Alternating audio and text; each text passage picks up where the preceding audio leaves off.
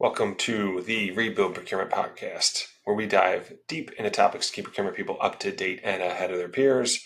Subscribe on YouTube or wherever you get this podcast, Apple, Spotify, do them all. Just takes 3 clicks. I am doing this one solo today. Alan has some personal things to handle, and we want to make sure we got something out. So I'm Tom Finn, bringing 15 years on the client side, procurement, finance, and category management experience in large and small cap orgs. And what we're going to dive into today is a little bit of break from normal, but there's been some different research papers that have come out within AI, and I think it's important just for folks to understand implications, just because there's so much that goes around, gets discussed, like what's actually happening, right? What's really going on, and what are these studies saying? So, what I want to do today, I'm going to dive into that paper a bit, but then also refer back just to how things do comparison of how AI and what it's doing to our brains is different than maybe what had happened when the internet boom took off.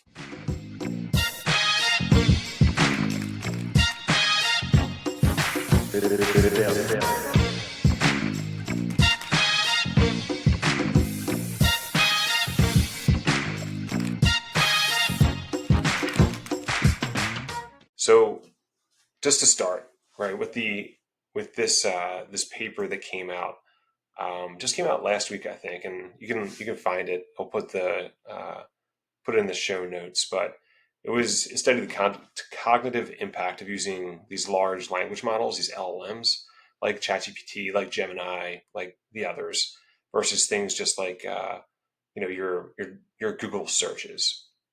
And they came at it a few different ways, but key themes that were explored in this paper, it was cognitive load, right? So what can you take on? How the user engages, the psychological responses, and then what happens and what is the potential for this cognitive, this brain offloading. And I've heard comparisons of the internet, right? What had happened there versus maybe what's going on now. But it's something just to be mindful of, and also just it helps you forward look to understand what it's doing to your brain, to how it can be used in your organization, for good and things maybe that wouldn't be so good. So to go back to the internet revolution, right? What happened there with our brains was essentially, if you think a lot of people on here that are listening can remember when Google got really good, and or even Yahoo when it was still decent. You're able to find things that you never knew existed.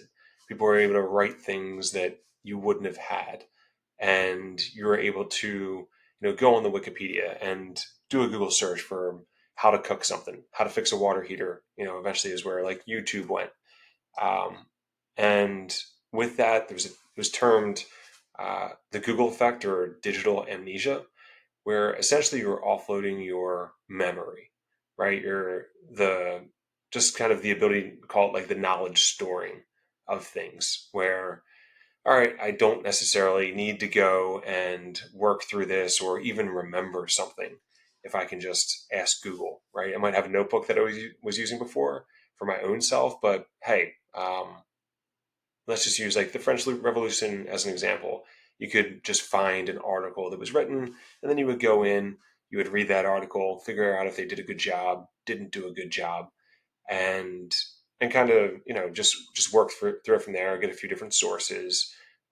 So still, you'd have that the processing of that, the decision of if something was good or bad, what you wanted to put in your brain, and just to also preface all this, I'm not a scientist here, right? Just a guy that likes these papers. But with the internet, it was viewed as this transactive memory system. It wasn't necessarily a degradation of it. It was kind of like, what do I want to focus on, right?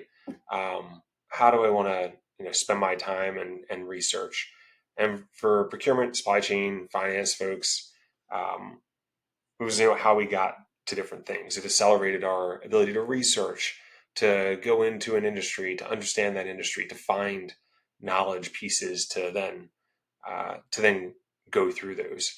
But what it didn't do was it didn't automate the core cognitive, brain tasks that knowledge workers, like many of us are, um, where you're going through, you're analyzing the data, you're building up what is the strategy, what should the strategy be, how should I deal with a person like this, things of that nature. So it goes beyond, started to go beyond memory. So within this, we're using something external to think for us, right? We're saying, what would, and then insert situation, do this? Like, how would someone go about this? So the externalization is of reasoning. It's of that synthesis, that breaking down and, letting your brain soak it in and think about it. And then also creation, right? Some of these things we've seen, like the digital videos, there's VO2 from Google. There's a lot of these, like Imagine is Google's, but ChatGPT, OpenAI, they have their own, like the DALL-E. And this is going from outsourcing our memory to outsourcing what is essentially reasoning, right? The thinking through of things, the decision making process that forever has been a human thing. So, um, so there was a study that was done. So this is going back to the study. So these participants, they were tasked with writing essays, um, from three methods. They had one that was set up with folks that would use these LLMs like ChatGPT. You had one that would do Google searches, and then the third that did these brain only, no tools, no sit down in a corner kind of thing. And after three sessions, some participants, they were switched to different methods. And then for a fourth session, where it was LLM users switched to brain only and brain only switched to LLMs, that's kind of the structure that they had. So the key brain activity findings, and they have these charts, which in there, again, we'll link to this. But the group using ChatGPT exhibited the lowest brain engagement, which you would assume, right? The things we're outsourcing are kind of, you know, what your brain would do. So therefore is not being used the same way. And that's across the board. So they showed consistently weaker neural connectivity in alpha, theta, and delta frequency bands, so brain bands. And that's associated, what those are associated with, the important thing, is crucial cognitive functions like creative ideation, memory load, and semantic processing. I think we all kind of sense that, right? That when we're doing these things, you can kind of, air quotes, think through it a little bit more, or think through it. You have this thought partner, this someone to work through, or something to work ideas through. That's where we're using a lot of this ChatGPT. But in this case, the cognitive functions were down in these folks. And then in contrast, the brain only group showed the strongest, most widespread brain networks, and the search engine showed the intermediate, which you could kind of assume there. So cognitive debt, there's this hypothesis. So the theory suggests that sustained reliance on AI to perform these cognitive tasks can lead to a deficit in the cognitive engagement. And I think I have young kids. I think a lot about this, right? The how will they use AI versus how will AI use them, and how will folks think, and kids think, and peers think.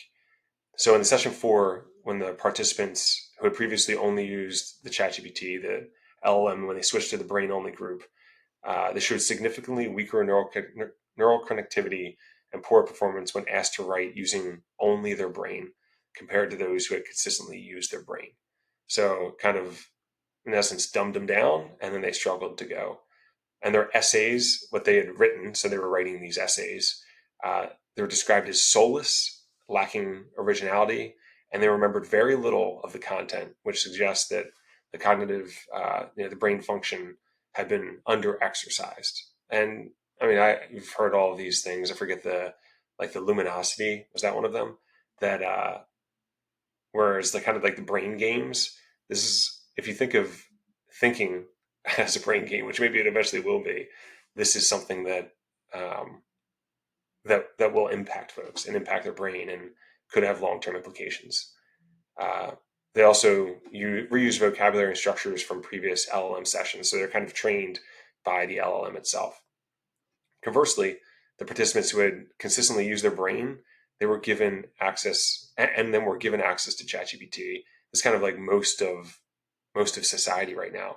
They showed higher neural connectivity and re-engagement of widespread brain nodes. That indicates that the integrating AI output after prior self-driven effort can actually enhance cognitive engagement and neural integration. So it's kind of how it's used. It can level folks up, but if it's only used, it could bring folks down. And I imagine we're going to see a lot of this over the coming years. So the behavioral correlation is LLM users that consistently underperformed in their ability to quote from their own essays, so not remembering a darn thing, with a high percentage failing to provide correct quotes and struggling to quote at all, meaning they couldn't remember. And this correlated with a reduced low frequency brain connectivity, suggesting a bypass of deep memory encoding. So they weren't remembering anything. They're just kind of doing or letting the computer do it for them. And then from there, uh, it would end up going just out the window. So going just overall, like where is this going to go? From a cognitive thinking and critical thinking standpoint, the impact of AI is heavily mediated by the user psychology and their confidence. There was a Microsoft and Carnegie University study found that there was higher confidence in AI's capability to predict less critical thinking by users, and conversely, higher self-confidence in one's own experience expertise and is associated with more critical thinking. So if you have more, you'll be higher self-confident. So where's this going to do for your workplace?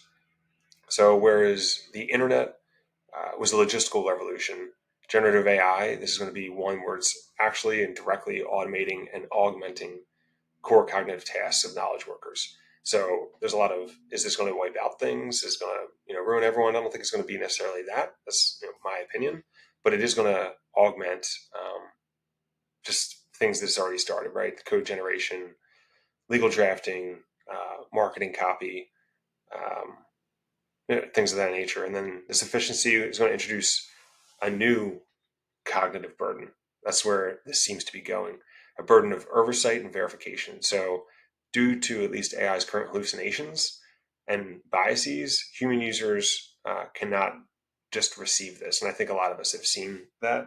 You still have to think through it and kind of catch and QA the work, because you're getting this is essentially an irony of automation.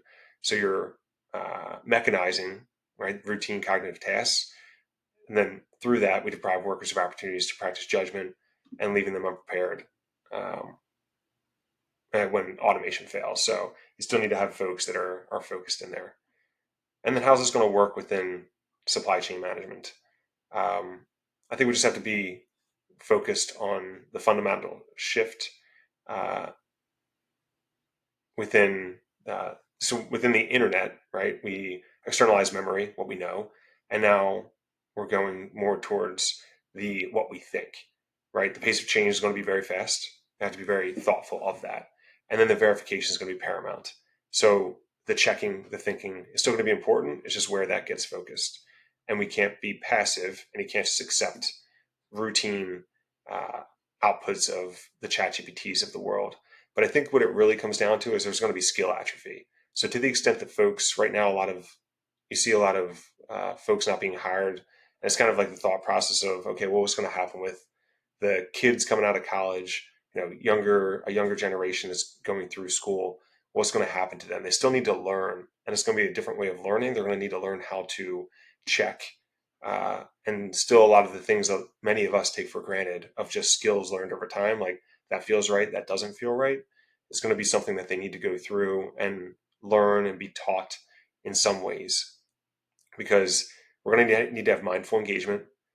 We're going to still need to practice active brain use and have this cognitive self-regulation where um, we need to consciously and strategically decide which mental tasks can be performed by us, and then which are going to be offloaded and probably turned into some sort of software, but offloaded to AI.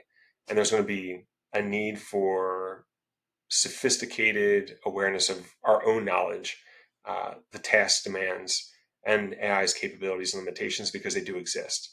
But there are going to be things that we can use and just offload, and then ones that we need to hold close to the heart and not unlearn at some point. So again, just want to go through. This is a study that came about just there was a past week or two. I think it's important just to think through what we need to know and what we don't need to know, like what can be automated.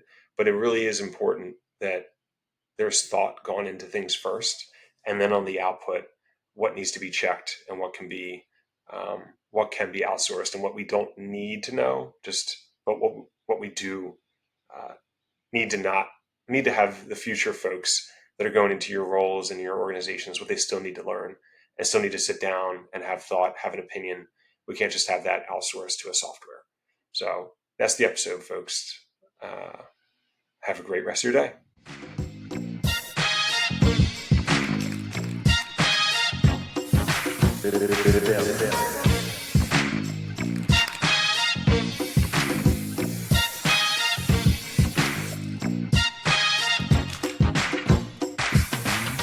Show me, and you won't hear the word rebuild.